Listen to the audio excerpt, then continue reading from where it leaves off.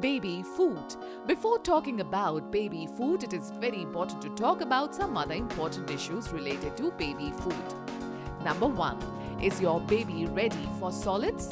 Doctors recommend waiting until 6 months to start adding in solid foods, but some people start as soon as 4 months, as long as certain developmental stages have been reached.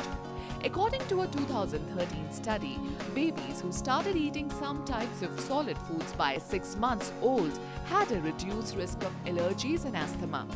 It's most important that the baby can sit upright and hold their head up.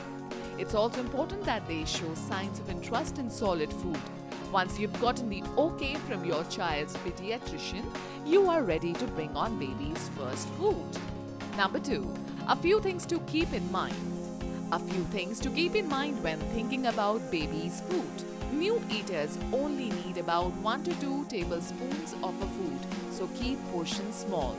Be on the lookout for allergies, especially when feeding your child food that contain common allergens. Common allergens include eggs, peanuts, wheat, soya, fish, and shellfish. The newest evidence shows that there is no benefit in delaying introducing these foods beyond 6 months or to introducing foods in any particular order. Most of all, don't forget to have fun. Some people prefer to go organic while pastured and grass-fed whenever possible.